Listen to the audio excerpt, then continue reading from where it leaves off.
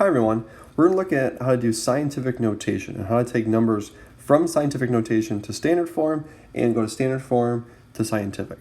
So first off, what is scientific notation? So scientific notation is always a number, d, times some power of 10. So there's more to it than that though. D has to be between 1 and 10. And it can be 1, which is why it can be equal to 1, but it can't be 10. It's got to be in between those two, but it can't be 10, but it can be 1. And then it's times some power of 10. It could be a negative power, it could be a positive power. Doesn't really matter. It'll still be scientific notation as long as it's between, d is between 1 and 10, and then it's times a power of 10. So for this one here, we've already got these two in scientific notation, and we're going to convert those into standard form, the normal way we see numbers. So what we're going to do is first think about, is it a big number or is it a small number? You have to always keep that in mind when you're doing this. So times 10 to the 7th and times 10 to the negative 6. So which one will be big, which one will be very, very small? So times 10 to the 7th, that means times 10, times 10, times 10, times 10, 7 times.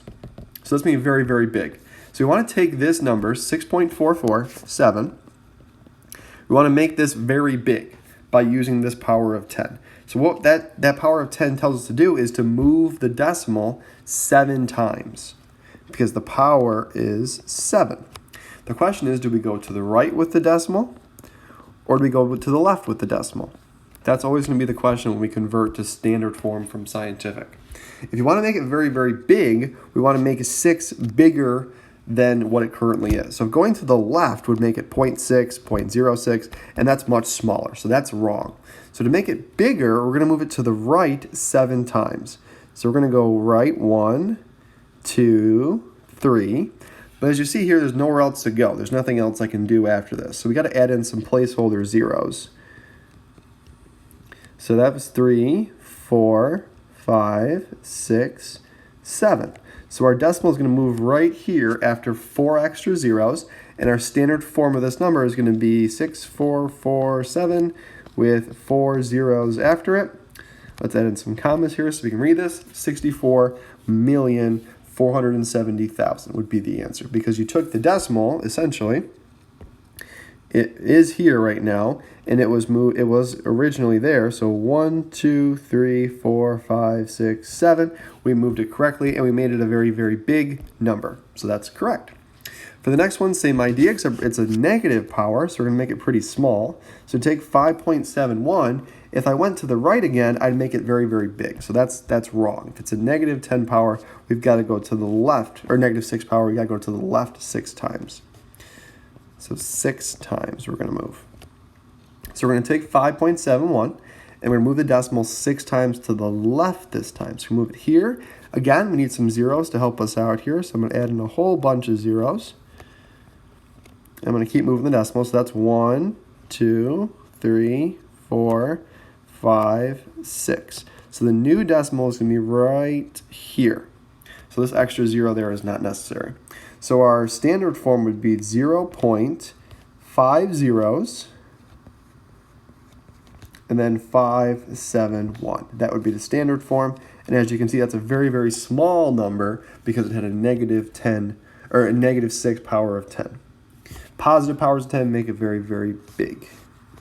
So that's big and that's small. Okay, so then going the opposite way, we've got to just move the decimal enough times so that we've got some number d in between 1 and 10, where it can be 1 and it can't be 10. So that's kind of our trick. We got to take our decimal and we got to move it enough times so it's in between something between 1 and 10. So right now we're at 0.00181. That's obviously less than 1. It's too small. So if I move it 1 time over, is that enough? It'd be 0.0181. No. So keep going. 1 more over. Now it's 0.1. Still less than 1. If I go 1 more time over, I'm going to get 1.81. And that's in between 1 and 10, so that's where we're going to stop. Now looking at how many moves we made, that's going to be our power of 10. So 1.81 times 10 to the third. But be careful. Is this a very big number or a very small number? Well, look at the original. It was 0.00181, a very small number. So right now this is wrong because this would be a very big number times a positive power of 10. In order to make it small, you've got to make that power negative. That way it's less than 1, and it's a very small decimal. For this one, the same idea. I'm going to rewrite it so we got more room. 871 with 5 zeros. Now, I don't see the decimal here, so where do I put it? Always at the end on the right. If you don't see the decimal already, it has to go there. We're going to move this decimal, so it's in between, the number we have is in between 1 and 10. So if I move it 1 time over, 2 times over, 3, 4, 5, 6. That would be 87, so we're not quite there yet.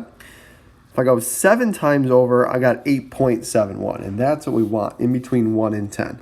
So it's going to be 8.71, and we moved it 1, 2, 3, 4, 5, 6, 7. So times 10 to the 7th. Now this time, is it a positive? Yes, a very big number. It's going to be a positive power of 10. Very small number. It's going to be a negative power of 10. So now this is actually done. 8.71 times 10 to the 7th.